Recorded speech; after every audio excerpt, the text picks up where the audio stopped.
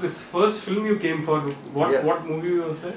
I just don't remember the name. You know, A Hindi film or it was a Hindi and like Assamese bilingual movie. But unfortunately, that movie didn't come. Okay. Yeah. But fortunately for me, I came to Mumbai and I landed up straight at like Allah Rakha's house, Zakir Hussain's house. Okay. How did that happen? Because that album was produced by a friend called Piyush Kanodia. Oh, okay. He was the arranger, and guess who was programming the album? Salim Merchant. Oh, really? Yeah. And Tawfiq Bhai. So, I mean, Salim was like a very young that point of time, with his glasses and always smiling forever. Even now, I mean, he's the most, Charged up guy. fully charged up and always smiling. And I was like, that time, like, we would take the whole equipment and everything, and you just go to somebody's empty flat and place, and you would sequence over there, program all the songs, then you go to the studio, you dump the tracks, then you call the live musicians. It's like a long process of like 10-15 days. So that sequencing was, the programming part was done at, that time I didn't know it was, Zakir Hussain's house. So whenever he comes from like US, he stays there. I had no idea that I but was you heard of him? Of course, I've heard of him. Absolutely. I mean, we are like... And you started off playing the tabla? Tabla, obviously, I had to know him. Yeah. And then I was amazed by how, how resourceful these people were at that point of time. Like equipment, what lovely... Which you not seen in Assam? No, I didn't see that point of time. Of course, I mean, things were much more easily available here. So I've heard of certain keyboards that time. Then I come, oh shit, he's using that keyboard. I mean, it was like a whole different world for me. And then just to work with like such, musicians like Salim, Piyush and Tawfiq, it was like, and how fast they used to work and how, professional these people were. So that was totally eye-opening, like an eye-opener for me. I mean, I worked in Assam, it is professional to a certain extent, but it's not professional. You can't get that professional with everybody. I mean, they're your friends, so you can't, So that's how I came, and I played, guitar for the album, and they really liked how I played and what I played, and in fact, Salim was as usual, he was always encouraging me and telling me you should come here. I mean, you're good, and that kind of gave me a thought. I started thinking, because earlier, like Bombay was this distant dream. It's like I come from Guwahati. It gets dark at 4 o'clock in the winter, and then just suddenly come to Bombay, and big city where all these big music directors, legendary songs have been recorded here. People with like Lata Mangeshkar, so many biggies over here. I mean, I used to think like we'd never stand a chance over there. It was like too big. It's way too big. Right. But I came here and I hung out with these guys, and they would talk, you should come here, you're good. I'm thinking, am I actually good? Or, Correct, because I mean, nobody told you before. So. Yeah, I didn't know where I would stand, that point of time. But they, especially Salim, made me realize, okay, I can actually play, I can do something. And I realized, okay, it's not sounding bad, And they're liking what I'm doing. So that's kind of first, the idea bulb happened in my brain, that so Salim put the kira in your... Yeah, full on kira he put it. And Salim is so encouraging to everybody like that. I mean, I see, till now, till date I work with him for most of his projects. And I always enjoy that, and he's always like how I met him that way. He's always smiling and he's always encouraging. I mean, he never hides his thing about, if he likes it, then he makes sure that very open person. Yeah, very open person. And so that's how you decided to move here? That's the time I decided to move. And also by that time, I was getting very bored of what's happening in Guwahati, Assam, with my recording and live situation, because I was just being very bored of the monotony. Like I would go to the studio, I know what kind of song I would get, and it's not interesting, and I mean, even though it was interesting, but I had done so many of that for so many, like about 5-6 years now. And then I decided, no, I can't take this anymore. I was also bored of the fact that, you know, everybody knows everybody. I mean, I can't go anywhere, I can't do... It's a small place. It's a small town, a small little place, you know. I'm talking about, say, 90, you know. I mean, now it's like much bigger, a lot of traffic, but that time, you know, things would be like, you know, you go to a friend's house, you talk the same thing, eat the same discussion, same, you know. Same everything. Yeah, it was like kind of little... Puck out. I thought, yeah, I was getting absolutely puck out, fully puck out. And then I wanted to do more, you know, I wanted more. I wanted to play more challenging guitars or music, or I just wanted to get out of that whole monotony. And that is the time when it happened to me, when Jitul Sunwal told me, ki, let's go to Bombay, we're recording this. And I landed up over here. So, this move, see, it's very easy even for today. Bombay still remains the center for film music, since the industry is based here. Even today there will be a lot of people watching your video in Assam and other parts of the country. Right. But at that point, at that age of yours, who's yes travelled, but primarily in the northeast, not so much to Bombay or such places. Didn't you at any point feel, man, what will happen there? It's a big city, it blows you away, it can even crush you. That's scary. Right now we are confident because you've lived here now, but otherwise... No, it was a Did that happen? absolutely scary situation. I mean, I don't know how you feel about it. Just for us to survive in a situation where you are doing music, I'm not come to do a job. And it's not like somebody gave me a job and I come to join them. I have to look for the job first, then work. It was a big thing. And it was really a big thing, but I must say I was one of those lucky ones where I got to meet people like Salim, Tawfiq, Piyush, Dinsha, Sanjana. That project we recorded in Dinsha's studio, and I didn't know who he was. I mean, I saw him play live in 1986 when I'd come from Udindigo. So the final jazz night, his band Ultimatum was performing with Carl Peters and Sanjay Divasa and, you know, Ranjit with his long hair. So it was like, you know, I saw these guys play, but when I landed up at the studio, I was thinking, I've seen this guy somewhere. And he was not talking much that time because he had like a tooth extract or something. So he is not talking. I was like even more scared to, you know, because this guy doesn't talk, you know. And then he started playing, then I got totally blown away by his playing. I said, who the hell is this guy? Where am I?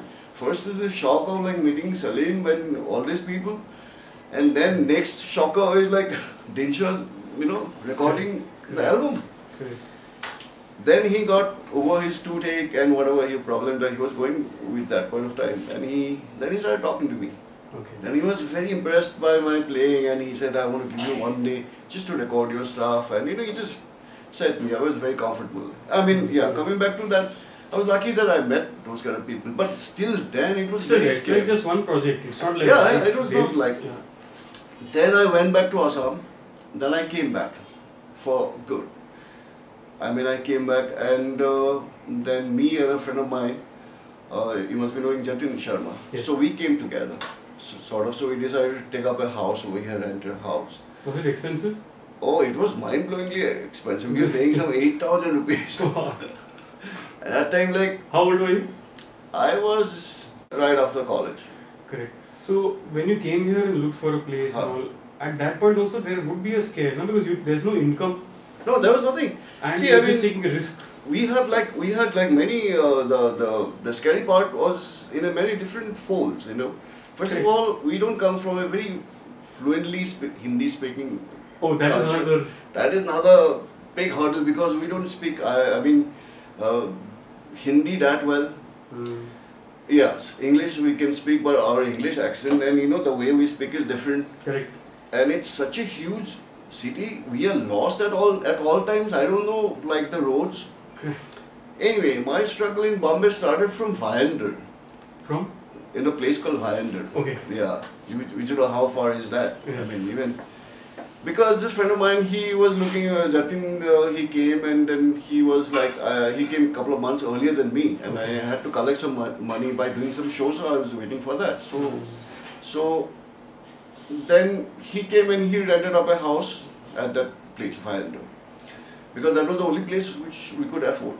So, and that point of time, I had no idea where is Viander or where is, like, you know, Kolaba. I had no clue about anything in Bombay. So I said, yeah, cool. And I make some money there and I land up, you know, like with Indian Airlines flight that time. I come like a, you know, in style. On a rainy day in July 4th. That was, I still remember July 4th, you know. Full on rainy day, I came, land up straight into water, you know. Full water logging everywhere, and I'm thinking he'll come with a cab or something or whatever. Like, no idea of the distance that I need to travel. He said, no, we'll go on a train. So with all my gear and everything, go on a train, and we, I think, got a train from Santa Cruz or some place, and then I think by Borivali the train stopped. No more trains. I was stuck there for a couple of hours. I mean, it was a disaster.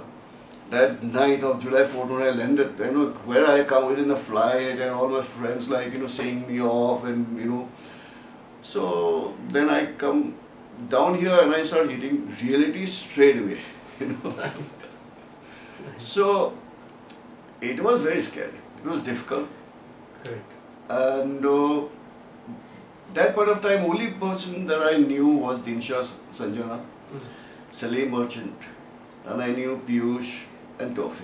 I didn't know anybody. And so when I came back, I got in touch with Dinsha. So he was telling me, so you come to my studio whenever you feel like.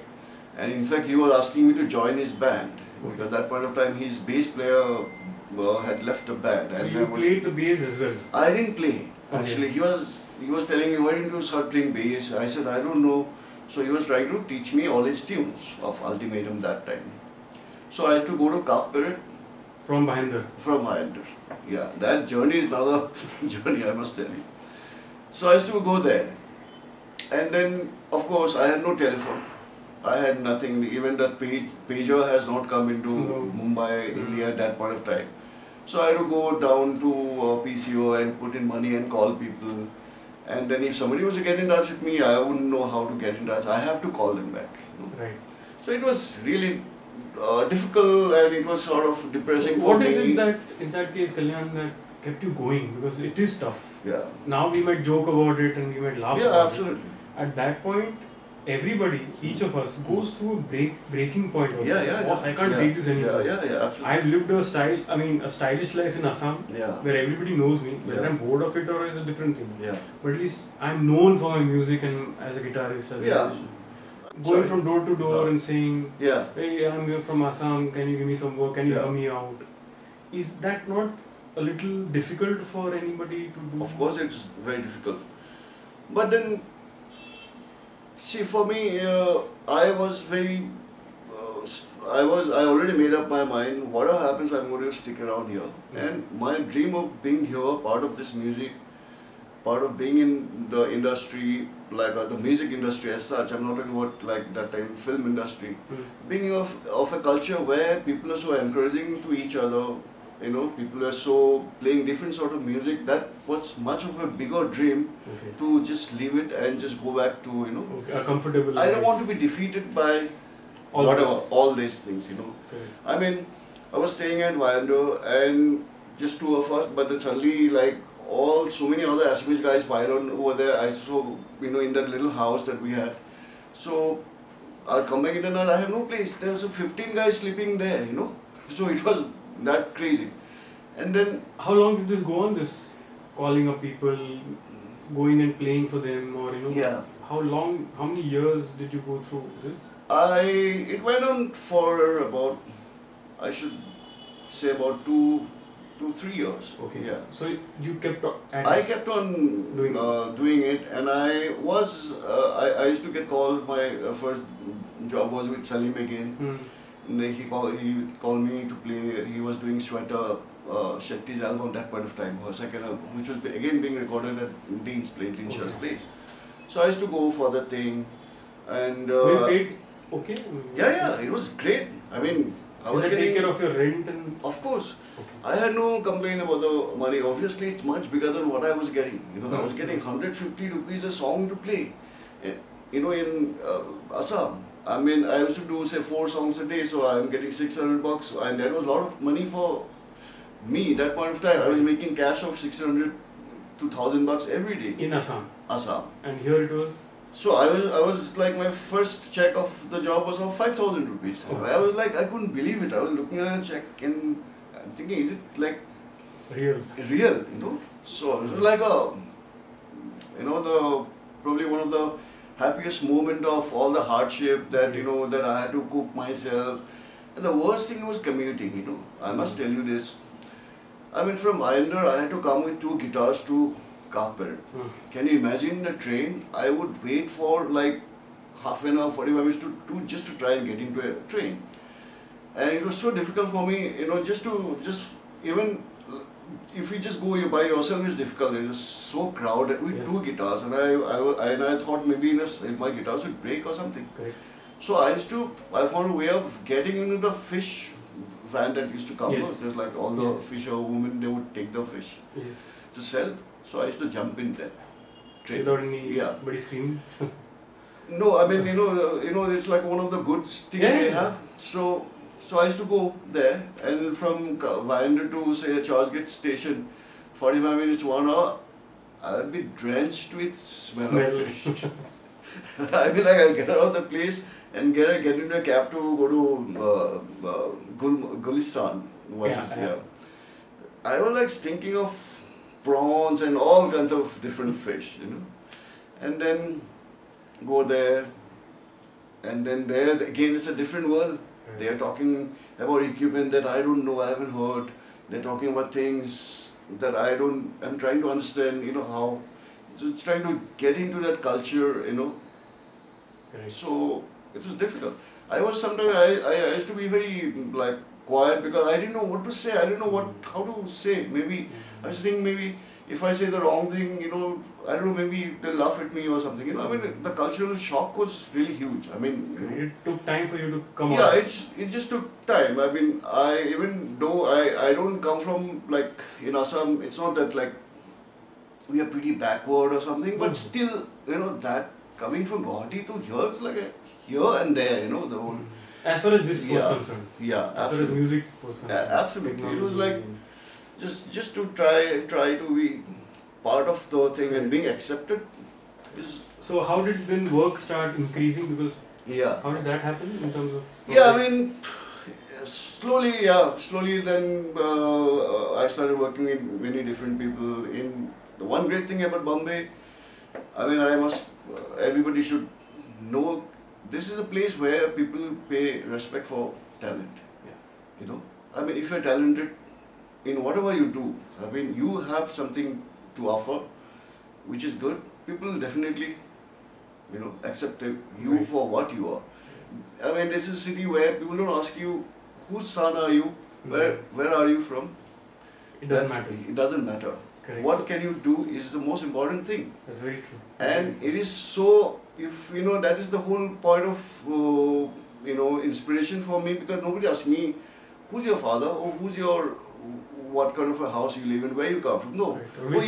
What do you play? What kind of thing? Oh, you play like. I mean, that's. No, they let you in the studio with a lot of smell of fish. Also. Yeah, I mean, yeah. So that is no problem. That's not a problem. That's the spirit of Bombay. That's always this city. So, what about your practice? I mean, when did you get time to practice? And that was time. I had a lot of time because I was not working like every day. I'd get one job a week, or sometimes I'll get like more or whatever. So I used to wear my headphones and, you know, practice a lot and try and, you know, pick up different kind of styles, because then I realized when I come here I should be ready for anything that could be thrown to me tomorrow at the studio. So suppose if I cannot cut it, then it's going to be a problem. So I had to practice. Right. I had to try out things that I never tried before, you know, just because earlier I could actually never play fast, or I never could do like a down up, you know, stroke of the right hand. So I was only playing very bluesy sort of stuff, you know, like all down strokes like. So I learned how to kind of, and then of course from there I started meeting more people, I met like people who were involved with bands and so there. Okay, so that's how you kind of put your feet firmly in Bombay. Absolutely. I think the most important thing over here is that you got to be very consistent to be here for, you have to go through at least that 2 to 3 years of being here every day. I mean, I never went back, I never went back, even though I wanted to go back sometimes. I used to be so depressed, or I've not eaten for days, or maybe I have not, I'm not feeling well, there's nobody to take care, things like that. I mean, there's so many things when you live all by yourself come day-to-day basis, Even if you cut your nails too short, it could be painful for you, I mean, that could also, be something to kind of feel bad about, I mean, just the way. All these things like, you have to go through all those things. If you can go through and not leave town, this city, and go back, to wherever you came from. Yeah, when you go back, you get the comfort of the home situation, then you think like, oh shit, what am I doing? So by the time you come back again, you're going to start again from the beginning, You need to be here consistently to be part of it. Okay. So that brings me to the next point is, how does one become a good session musician? Like you have years of experience doing that as well.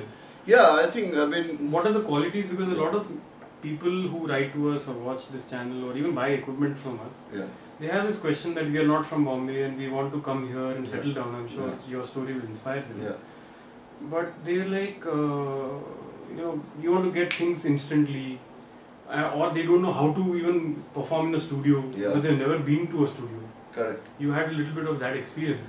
I had that experience. So how would you say youngsters of today who are not exposed to studio recording, what is your guidance in that case? See, first thing is, of course, you need a lot of skill to be able to play whatever is being given to you. When you want to be part of the... Should you know how to read notes?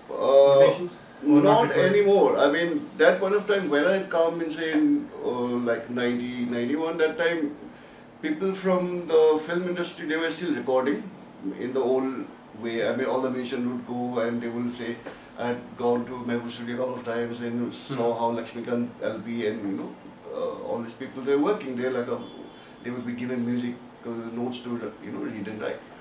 And that was very scary because these little dots, even though I could read and write, but then I was out of practice because I had long hair and I was part of a rock band, so I thought that was useless thing to do.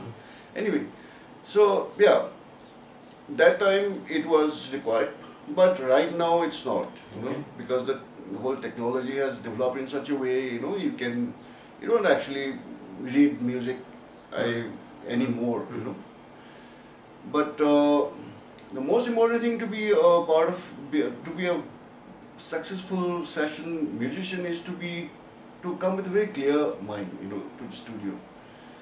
Clear in the sense, I mean, sometimes you go to the studio, you do not like what the song is about. You might not like the song? You might not like. I mean, it could be, your taste could be different. Right. But at any point of time, you should never ever show what you know or what you think that should be done to the song unless you are being asked. Okay. Basically keep your opinions to yourself. I mean, I have seen a lot of people where, like, I might be listening to a lot of, say, I might have listened to kind of, say, jazz before I left the studio. I might be listening to some different kinds of music, but I might just go and get a song which is totally, I wouldn't say bad, it's not kind of your kind of song. Bad according to you? Yeah, I mean, according to the musician. According to me, but you should not try and, dominate that song with your interest and, your influences to... Okay, but does not then make it like you're doing it for the money only? Yeah, it is. That you're not liking the song, but you're playing the part that just play and go, man. No, I mean, see, that's where the trick comes. You got to find something that is interesting, the section you play, and you got to give your best. That's why I'm saying, you need to have a clear head. It's not like, don't go with an opinion beforehand that, be clear, you know that this guy, he likes it that way. Your producer, music director, whoever's called you, or the arranger, he sees the song that way.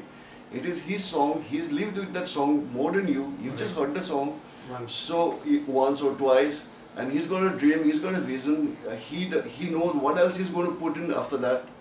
So don't try and kind of show your skills. Show your skills or prove a point doing things which is not required. I mean, you should leave your, like, you know, kind of taste behind. Just go and do the thing, what they want you to do.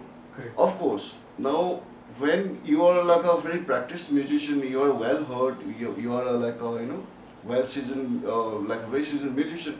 Of course, whatever you do, even in that frame of things, it's still going to sound different and beautiful. You know, even, of course, you know, even to you, you know, you might not like what you just did, but it's great for them because that's the way they like it. Correct. I mean, I always think that we should. So do you think that kind of a thing will also not just make you acceptable to the music composer or the producer, but also to others?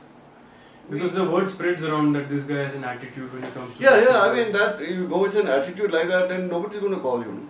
I mean, see, it's like, I mean, when you write a song, when somebody's called you to, it's like, you know, it's like they've got a baby of their own.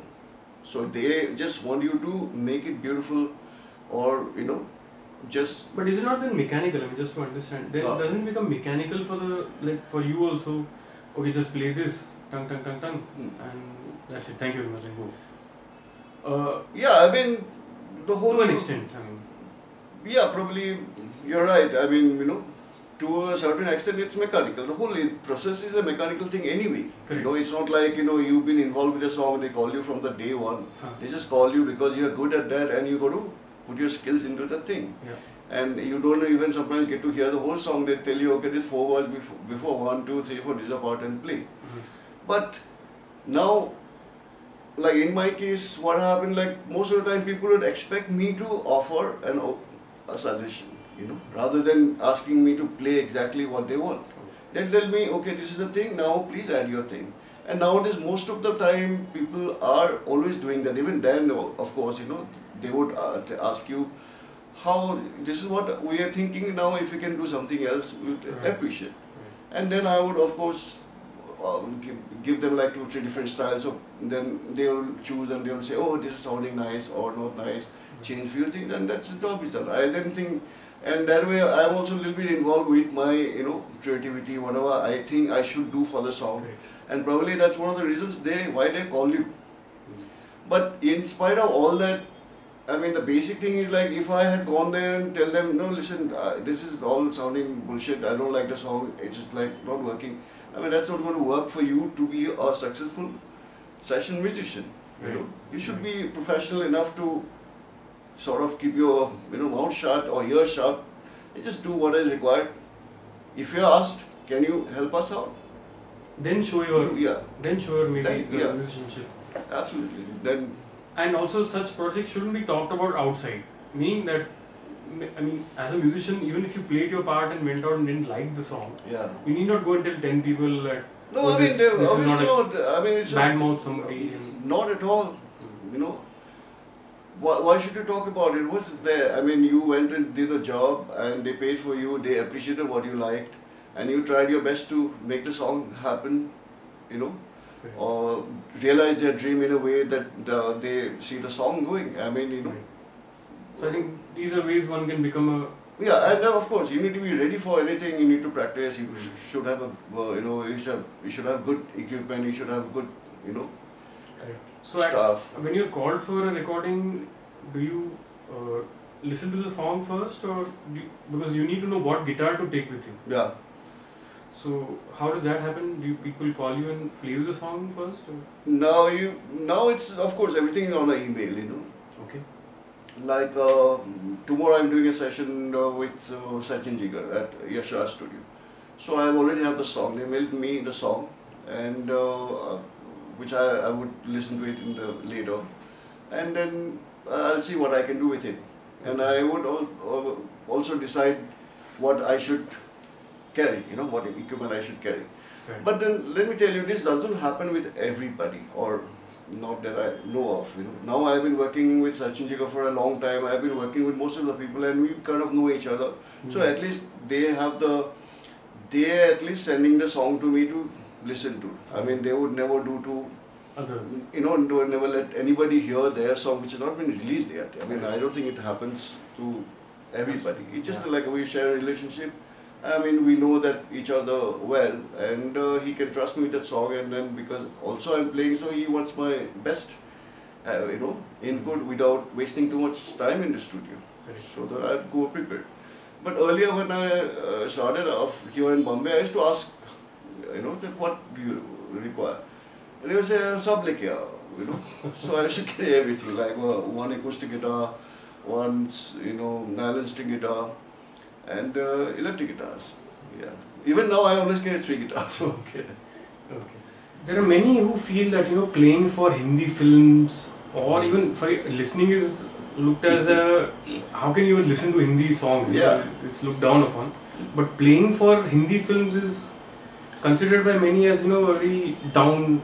It's not like a musician. It's just like a I know absolutely kind of understand what you're saying. It happens quite early in your life, as a musician, people think that you have a dream of being in the West and, just following very, Western culture or Western music or rock music or whatever you like. So but over the years, even I thought so, like when I was playing, I had my bands, I thought I didn't want to be involved with, anything so-called like, film music, whichever, wherever. But then I realized at the end of the day, it's all music, I mean, it's like I do not look down upon or think certain music is good or bad. It's good only in the mind. It's whatever decision or whatever I like it not. It's all in your head. And then also, I mean, I'm not saying like film music kind of represents Indian music or it's it's kind of a sound of that thing, which is very important. I mean, 80% of the people in this country are listening to that music, so I'm sure there's something to it. It's not, and then some of them are good, some of them are not good, but I'm not the one to judge it. If I don't like it, I don't listen to it. Lots of stuff that I have played, I never heard it back because somehow it's not my cup of tea. I don't want to listen to that, so I don't listen to it. I don't have to. If you don't like it, you don't listen to it. But other people have a right to listen, and they like whatever they like, and it's everybody's choice. And then also, I mean, like, it's very important to be part of a certain musicality which kind of represents the country or your, your zone. It's because, like, especially, I remember when I had gone abroad, I had gone to New Zealand to record with Lucky's for, one of his albums called Arcs, which I was co-producing. So I had gone there, so they used to ask me, like, play something, so I would play blues or rock kind of lines, and then they never seemed very impressed with it at all. And they would always ask me immediately, that what's the Indian thing that you all play? So that kind of got me to thinking that I should have some music which we can call from India, not necessarily like a Bollywood music or film music, some sounds of music which can be identified as coming from India. Like, for example, if I meet a guy from, say, Africa, would I ask him, can you play, I would ask him always, can you play one of your songs? So it's a very natural thing to know the, I mean, a person comes from Africa, obviously would want to know if he knows anything, what kind of music, So it's kind of, it's like that, I mean. So there's nothing wrong in playing in film music or? No, there's nothing wrong. I mean, what could be wrong about it? I mean, first of all, you're getting to play music. Music, whether it's good, bad, it's at the end of the day, it's all music. And you're getting paid for doing something, and it makes your client or your producer happy. He's happy with whatever you got. He got paid, he got money. He can buy one more piece of gear, maybe one more software from you or something. Okay. There's nothing wrong with it. Yeah. True. You've produced Lucky Ali songs in Yeah, the yeah, I super done, hit yeah. Kaho Na Pyar Hai. Yeah, I done that actually. That's your production. That's my production, sort of like coming out of one keyboard called Cock O1W I used to have. Those two songs were all programmed, arranged by me, you know. Right. So you've been with a certain set of musicians for a long time. Yeah. Lucky Ali, Yeah.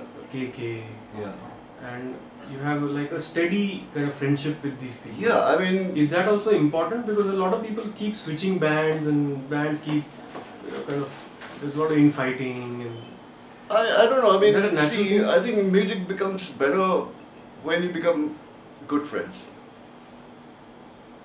I mean, when you like a person that you are sitting next to, working with, you have to... I mean, I think music flows more naturally when you like the person, you know. If just imagine you don't like a guy and you have to write music, obviously you don't, you know, is something wrong with the chemistry, and that obviously the whole, you know, outcome of that collaboration will be not very nice, you know. I don't know if it actually will be successful. I mean, over the years I've been working with Lucky, yeah, and I met him and we had his, you know, formed a band for him and produced his album and helped with many different projects and, you know, film work that I done with him. So, and over the years we have remained friends and we're still friends. Like KK's album, you know, I played the original album. I recorded it live with, you know, with just 4 musicians, of course, you know. Leslie's, he was the music director. But we all played it live. We like sat down together, worked out the songs and played live. And then ever since then I formed this band. That was the first like sort of like a Hindi pop band to kind of tour with an artist. And that time, of course, like coming back to your question, nobody wanted to be seen on stage, you know, playing a Hindi song. So we all had our doubts whether I should be seen on stage playing a Hindi song or not. But then KK's album, as you know, I mean, it was very, I mean, it didn't sound like a regular, you know, sort of a Hindi song from that time. So it sounded different. It was. So I had to convince my friends to come on board, and we formed that band. We played, and we're still doing it. I mean, 15 years, and you know, we're doing it. I mean, we played independence rock at that time, you know, and that was the time when you know, in town, Rangbhavan, and just playing independence rock with a Hindi band for the first time. It was a huge thing for us. I mean, just waiting for people to accept like guys coming and playing Hindi songs. Though it's very rocked out, loud, but still, at the end of the day, it's Hindi. Hindi, and we got a lot of distillery bottles. Okay. Before that, Lucky played. Okay. You know, he was the first one. Just me and Lucky, we went. I think he played 2 songs, and but it was well accepted though. But I think over the years, it's been now. Yeah, I mean, now see, everybody is trying to be part of a band, you know, some artist or other. It's like, you know, it's cotton. And then I don't know if anybody was actually doing it before us. That's great. So you started a new yeah, thing. I mean, what's wrong with playing the music that you like, you know, and artists that you like, and then tour every day, and just play as, you know, as many concerts as possible, and then go see different places, and then, you know, be together. What's wrong with that? I mean, it's a great thing, you know. Great, and especially if you like your work, then I mean, it's, especially you like your work, and they're all your very close friends. You know? I love to hang out with, you know, say JD, T2, Lindsay, Rinku. All these people are like my family members, you know. I mean, KK, including KK. I mean, we've been like friends ever since, and it's so much like, you know, it's really nice and exciting to be touring together, then writing music, playing music. Wonderful. Yeah, it's fun. You've also become a music producer. Yeah, I mean, it's not just, you're not just a guitarist anymore. You're also a music producer. Yeah. You've done songs for Jeet Ganguly in Ashiki 2. Right. You've also done songs for the TV show MTV Unplugged and correct several episodes in there. And are also going to do it for this season. Absolutely. So as a music producer, how does that, as we call it, that bhakti switch, you know, is there an on-off switch that musician music producer switch goes on, and there's a musician switch goes off, or some. How does it work in your mind when you approach a song? It's basically the same thing, you know. I mean, from creative point of view, it's not like, you know, it's two different switches or something. It's not like that, for me at least. Okay. It's the same thing. It's just when I produce a song, I have more creative involvement than just going and doing a guitar session. Right. You know, because I am there from beginning of the song, after the song has been composed and given to me to put music. So I would sit down and design the whole song and visualize the song in a way that should be, in a sense, like you know, what the situation demands. So it's like the whole creative involvement is much more bigger than just playing guitar for a session, you know. So in a film song, it's fine. You're told that the situation so and so. It's a sad song. It's a happy song. Is that what you're told? Or you just not really. I mean, you hear the song, you always know. I mean, if it's like a dance song, you'd know like what it's about. But in the TV show, how do you kind of approach because these are songs that are being already in films and you're reproducing them. Correct. So how do you make them sound better, different? Oh yeah, I mean, this stripping down thing about, especially if you're talking about MTV Unplugged, you know, which I produced for Farhan, then Kiki. Now I'm working on certain like more artists this year. So it's a very challenging, I find it very kind of, it's challenging and difficult job to do. Also very interesting, because you have to take a song which is already popular and kind of produce it with everything acoustic, still retain the energy of the song, still, you know, it should not be so drastically different that people just, they don't identify the song anymore. And when people like a song, when it's popular, that means there's something they like about it, which then, when you like something, you don't want to let go of it. So you're going to kind of keep a balance of how much of what you're going to keep and how you're going to energize the whole song in the original format. Suppose if it had like a distorted guitar chords, now when I'm doing Unplugged, I don't have like anything, I'm just acoustic guitar. So I want to create something which will generate that kind of energy. So this whole process of rearranging, reproducing, it's quite actually interesting. I find it very interesting and challenging as well. So do you first do a scratch at home? Yeah, I do all the scratches at home. And then you decide in rehearsals who will play what part? Because when I actually do a scratch at home, I do like a little program of, you know, dummy drums and things. So basically I have a song in front of me, and I know that which part works. So how many times I should repeat that, what comes after that. And also it's easier for me to explain to the other musicians when I, you know, rehearse it live. Because I can email them the song and tell them this is the way it's going to be. So everybody kind of comes ready and prepared to do what is, you know, it's an easier way to function, you know, definitely. I always like to pre-design the whole thing, and then, of course, when you all sit down together, we all play it live, then a lot of things would, you know, change. You know, sometimes twice will become four times become one, or you know, we are always going through some changes or the other. Besides being a music producer, you also tour a lot. Yeah, I do. Yeah. Primarily with KK and his band. Yeah. So when you do shows, you know, you're doing shows all over the country as well as outside India. Yeah. What has been your experience in terms of playing those songs? How do you also from within bring that energy that, you know, it should become interesting on stage at that minute? Yeah. It should not be like a finish the song, go back to the hotel. No, it's not like that. Yeah. You know, for any musician who's, you know, who's doing something or has to do anything with music, I think if you don't play live, you know, you're missing something. You know, you definitely, you're not complete, you know. I mean, for a musician, playing live is the most important thing for me, because you're playing in front of people and you get an instant reaction of whether they like it or not. You can make out on stage? Of course. And the whole excitement of playing in front of people with, you know, your songs and your artist and your band, I mean, that whole experience is very electrifying. I mean, you know, anybody... Even if you played the song many times? Of course. I've been playing certain songs for 15 years now, but I'm never tired of playing that song. Yes, and there's every night there's always something exciting. Let me tell you, you always find something exciting or interesting about, certain songs that you play. Of course, some songs get very boring, of course, but then you try and change it. And every time you play it, on stage, it's never exactly the same thing. You know what I'm saying?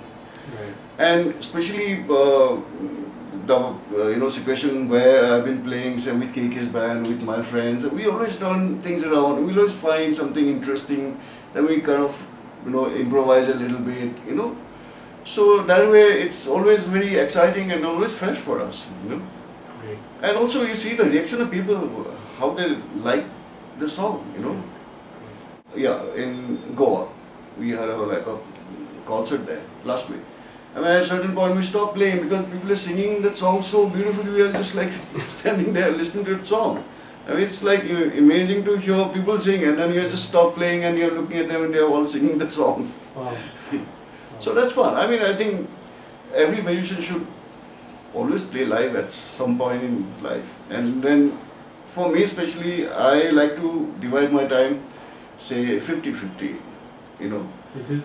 Like 50% in the studio, 50% live, because if you're surrounded by four walls in a situation, you need to go to people and see what actually they like and how they react to things, and those experiences you can bring it back to the studio. I mean, people say, your studio playing should be live, your live playing should be in the studio. You should bring your live playing to the studio, because in the studio you get so mechanical, clinical or technical. Yeah. So that, the whole excitement of playing a guitar line or solo or performing a song live, that excitement, if it gets recorded on a tape, I think it's always nice.